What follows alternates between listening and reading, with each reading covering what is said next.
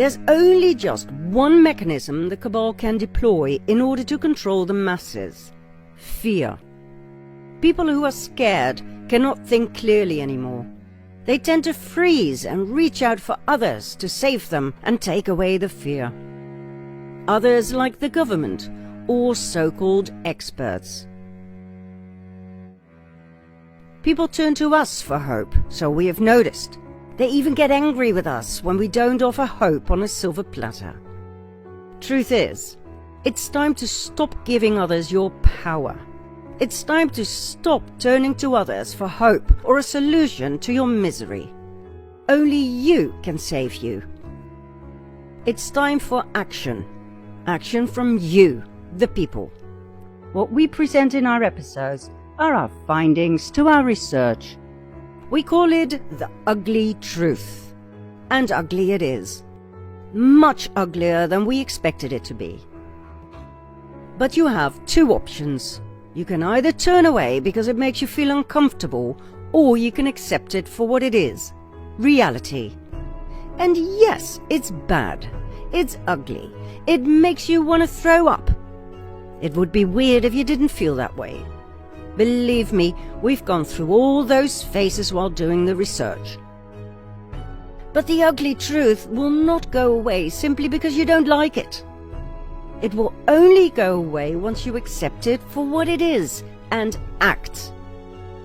Once you know the facts, once you know your enemies, so to speak, you can draw up a plan. You will know what to do, when to do it. What we're about to tell you is so insane, so outrageous, that you will probably not believe us. We wouldn't have believed it if someone had told us what's about to come, say, a year ago. Therefore, after our insight into the future of humanity, we will let them say it. Them being the spokesman of the World Economic Forum, the biggest and most dangerous NGO in the world. For when you hear them say it, how can you possibly deny it any longer? And remember, we are not spreading fear. At the end of this episode, you will know what to do, okay? Here we go. Picture the year 2030. Half of the world's population has died as a result of the depopulation program. The world has been taken over by a small elite group of people whose spies managed to infiltrate every aspect of society, after which the long-awaited one-world government was successfully formed. Country borders have disappeared. National and personal sovereignty belong to the past. Terrified by the idea of more killer viruses, cyber attacks, nuclear wars and alien invasions, the remaining people gave up everything, desperately hoping to be saved by their leaders. They now live in a totalitarian, communist, even fascist system. Surveillance has reached unimaginable heights, not just in every street and every house, not just in people's clothes or in the bracelets they must wear, but surveillance under the skin. Billions of people were chipped. They were promised happiness and godlike powers. Instead, they were made redundant and turned into hackable animals. They are now controlled by a system that knows them better than they know themselves. Their political views, their sexual preferences, their mental weaknesses, their deepest fears and hopes. Those who are still alive are now controlled by a system that can predict their feelings and decisions, that can manipulate their feelings and decisions, and that can ultimately make decisions for them. Their bodies, brains, minds and souls were systematically and successfully hacked by means of a combination of unprecedented computer power, understanding of biology, artificial intelligence, and biometric data they collected from you, me, and every person on this planet. Those who survived the depopulation program own nothing. Homo sapiens is dead. It died when it was hacked and turned into hybrid cyborgs. Free will is dead. God has been surpassed and taken over. They finally did it. What tyrants in the past failed to achieve, the Cabal managed. They hacked and hacked and hacked until no free-thinking individual was left on the face of the planet. 2030, 7 years from now. Not a pretty picture, right? Let's hear what the Cabal has to say about it, shall we? Meet Klaus Schwab, founder and chairman of the World Economic Forum. When I mention now names like Mrs. Merkel, even Vladimir Putin and so on, they all have been young global leaders of the World Economic Forum. Mm-hmm. What we are very proud of is that we penetrate the cabinets. We penetrate the cabinets. I know that half of this cabinet, or even more half of this cabinet, are actually young global leaders of the World Economic Forum. Pay insufficient attention to the frightening scenario of a comprehensive cyber attack, which would bring to a complete halt to the power supply, transportation, hospital services, our society as a whole. The COVID-19 crisis would be seen in this respect as a small disturbance in comparison to a major cyber attack.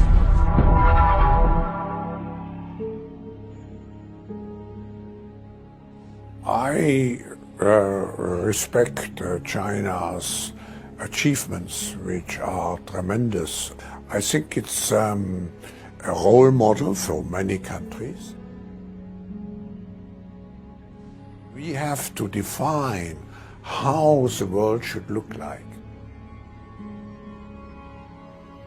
The difference of this fourth industrial revolution is it doesn't change what you are doing.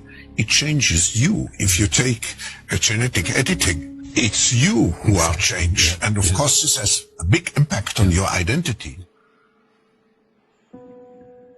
People assume we are just going back to the good old world which we had, and everything will be normal again. This is, let's say, fiction. It will not happen. The next crisis is already waiting for us around the corner, and it is the climate crisis.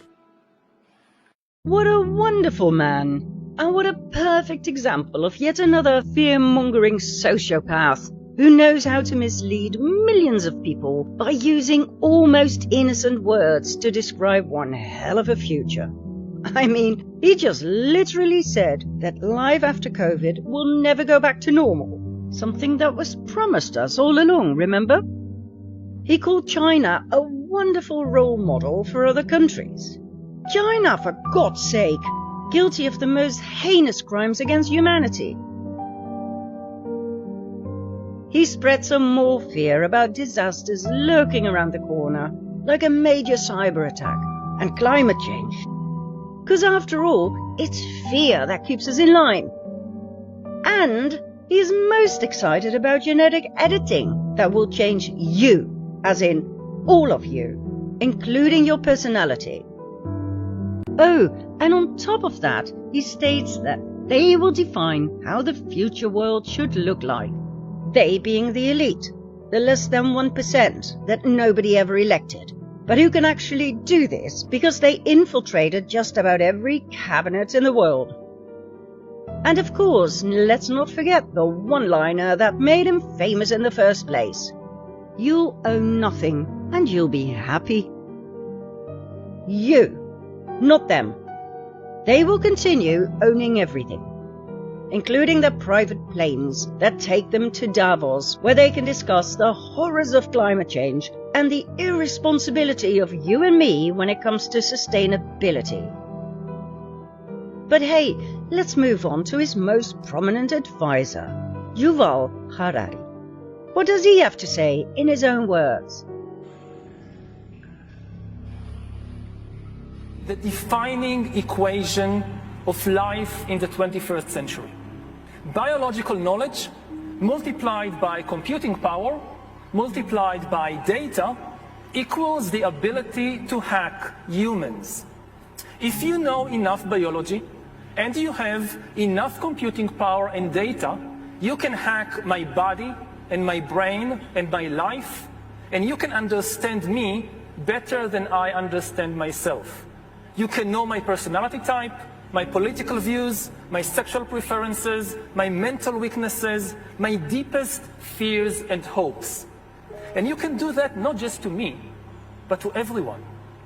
A system that understands us better than we understand ourselves can predict our feelings and decisions, can manipulate our feelings and decisions, and can ultimately make decisions for us. How exactly will the future masters of the planet look like? This will be decided by the people who own the data. In the past, many tyrants and governments wanted to do it, but nobody understood biology well enough, and nobody had enough computing power and data to hack millions of people. Neither the Gestapo nor the KGB could do it. We've reached the point when we can hack not just computers, we can hack human beings and other organisms. Humans are now hackable animals. We are probably one of the last generations of Homo sapiens, because in the coming generations, we will learn how to engineer bodies and brains and minds. The whole idea that humans have, they have this soul or spirit and they have free will and nobody knows what's happening inside me. So whatever I choose, whether in the election or whether in the supermarket, this is my free will, that's over. Free will, that's over.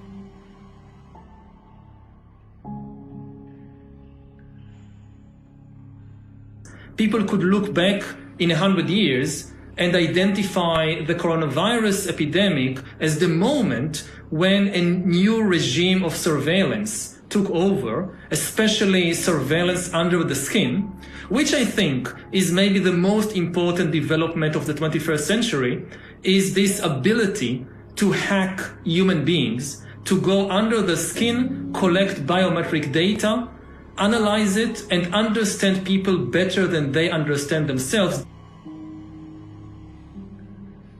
Now, for the first time in history, it is becoming feasible to monitor everybody all the time, and not just what we do, but even what we feel. We already know that corporations and governments can know that you are now watching this show. But this is still limited. They don't know yet what you're actually feeling as you're watching us. But once you have under the skin surveillance, you can know that, because emotions and feelings are biological phenomena just like fever. The same technology. Control of data might enable human elites to do something even more radical than just build digital dictatorships. By hacking organisms, elites may gain the power to re-engineer the future of life itself. Because once you can hack something, you can usually also engineer it. For 4 billion years, nothing fundamental changed. All of life, for 4 billion years, was subject to the laws of natural selection and to the laws of organic biochemistry. But this is now about to change. Science is replacing evolution by natural selection with evolution by intelligent design. Not the intelligent design of some god above the clouds, but our intelligent design and the intelligent design of our clouds, the IBM cloud, the Microsoft cloud, these are the new driving forces of evolution. In the coming decades, AI and biotechnology will give us godlike abilities to re-engineer life and even to create completely new life forms. We are about to enter a new era of inorganic life shaped by intelligent design. Our intelligent design. We are really acquiring divine powers of creation and destruction. We are really upgrading humans into gods. Straight from the horse's mouth. Shocking, isn't it? So let's get this straight. They are creating an era of inorganic life shaped by their intelligent design. Because God didn't do a good job. I mean, nothing really changed in 4 billion years, right, Yuval? It doesn't really matter whether you believe in the God of the Bible or in Darwin's evolution theory. This is a statement that no geologist or paleontologist will ever agree on. And it's an absolute insult to religious people. This historian, specialized in medieval and military history, now tells the world with immense authority that they can do better than God. Now we are much better than the God of the Bible.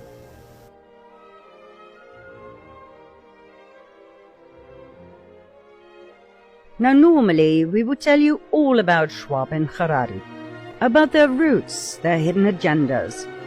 And of course we did the research and we discovered a lot. For instance, about the real driving force behind the WEF.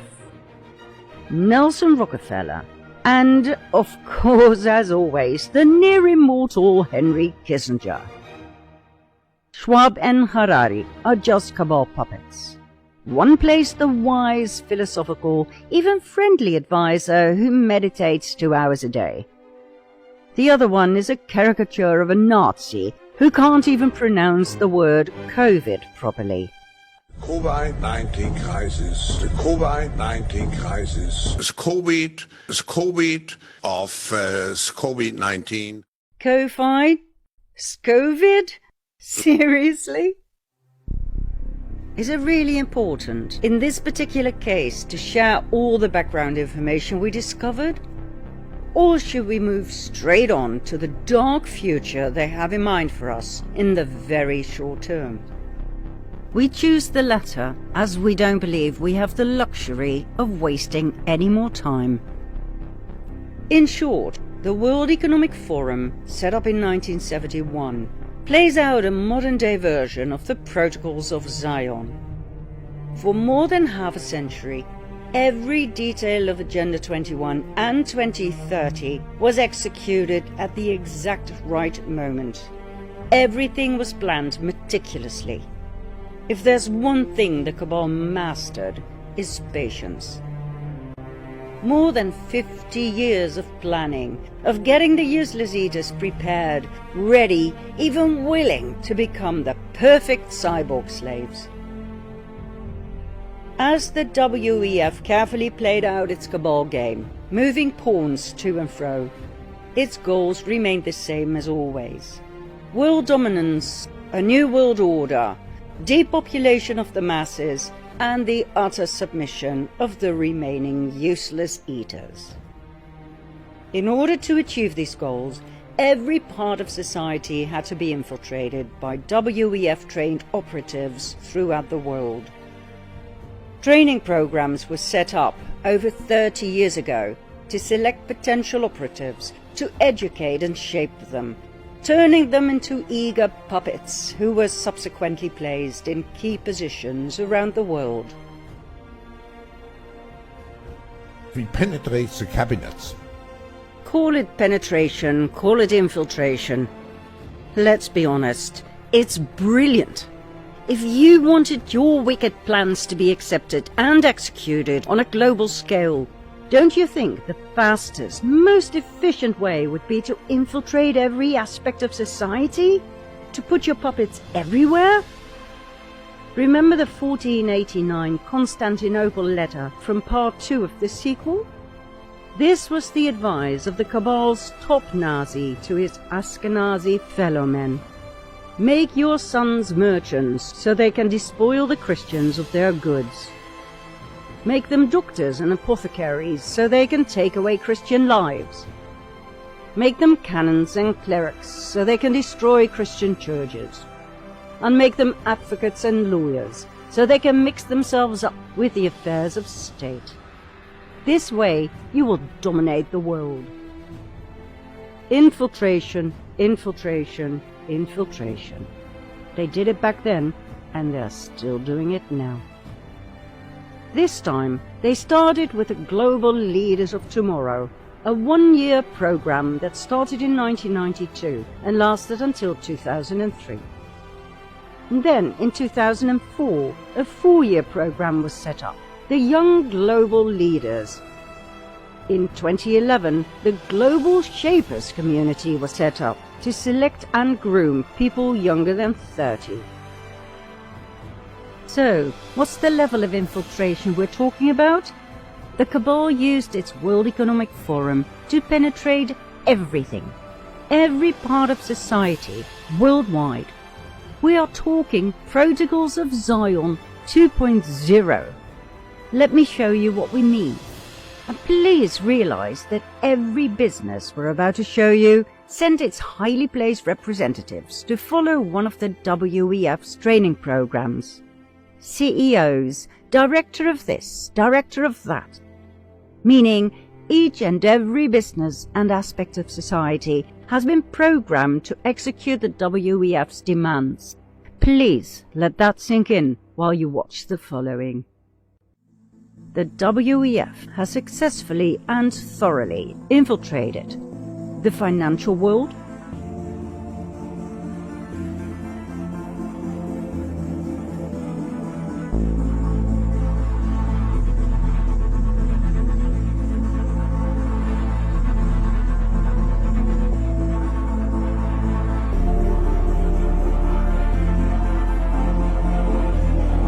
corporations,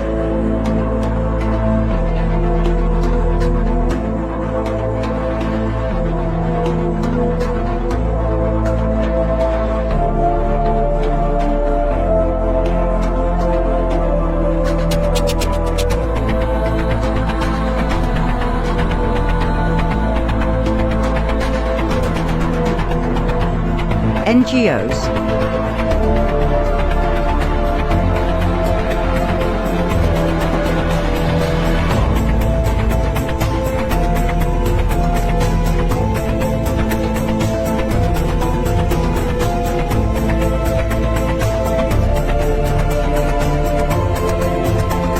religion,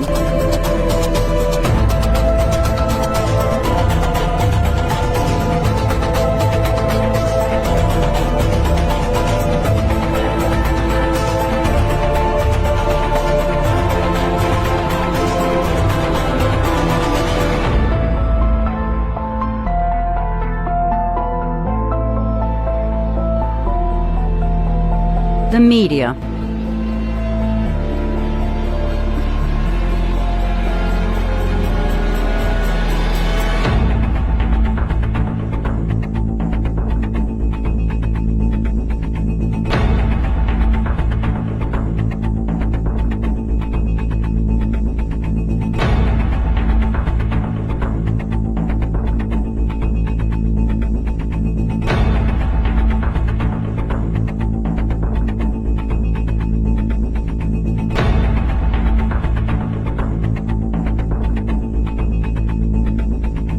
the world of science,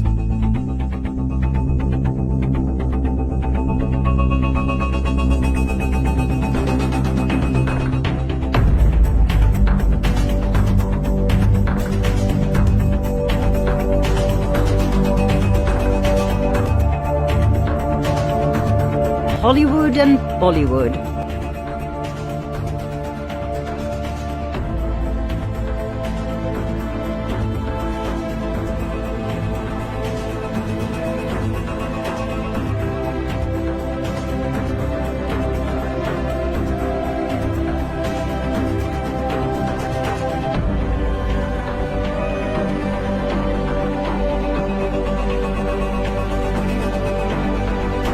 domain of air and space.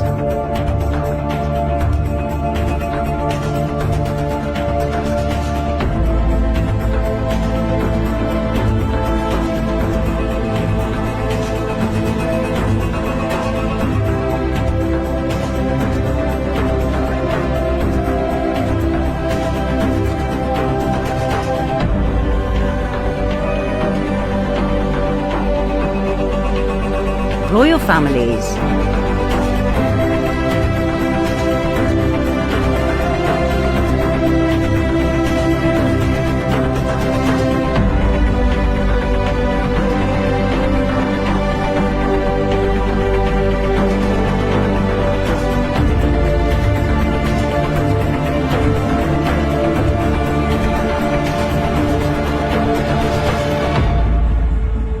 and, last but not least, they penetrated the world of politics.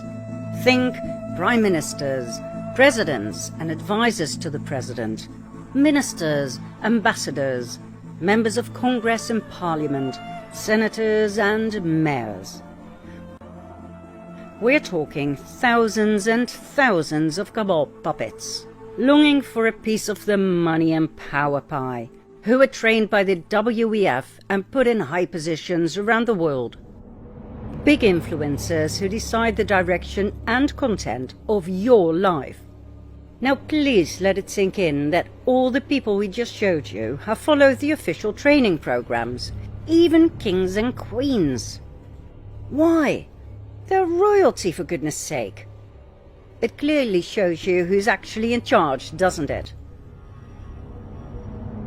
The amount of WEF influencers across the world is absolutely massive.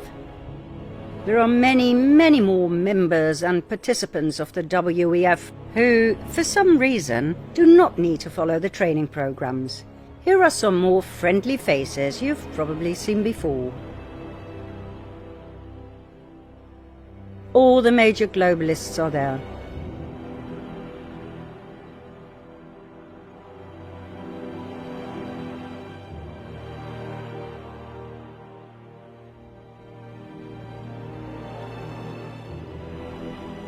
That's right. The cabal infiltrated everything. They are everywhere. What's their next move? The Great Reset. We need a great reset. A massive global change of reality, enveloping every aspect of your life. This is the era of technology and science, where feelings are read, registered, and altered if desired. The era of reason will tear out the root of being human, so that we can be controlled and oppressed, used, or extinguished. Follow the science, they said. In this time of crisis, you have to follow science. But guess what? Science is not about objective discoveries.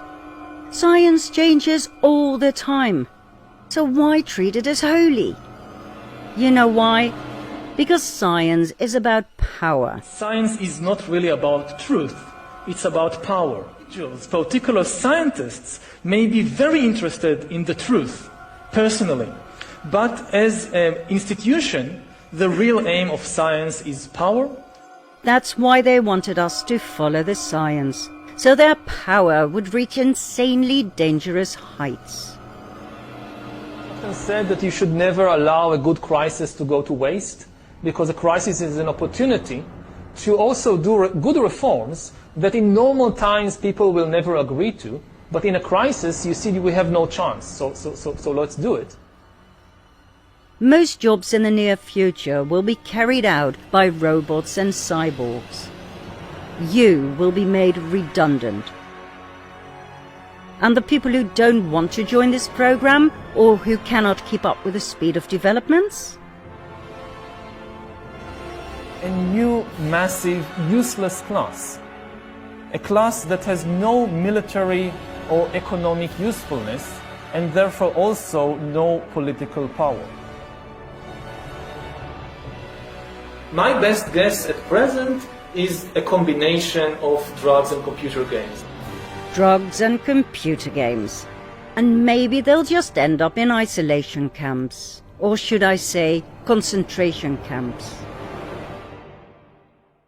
So, is there hope for humanity? You decide. After all, we are not here to sell you hope. We are here to give you facts. But hey, you know us. We will show you what you can do in order to change things. It's basically what we've been telling you all along in our Zoom presentations. But first, let's move on with some more lies that will make you happy to pay more tax. And we'll give you a picture of what all of the above means for this new, massive class of useless eaters. In other words, for you and your children. Follow me to part 28.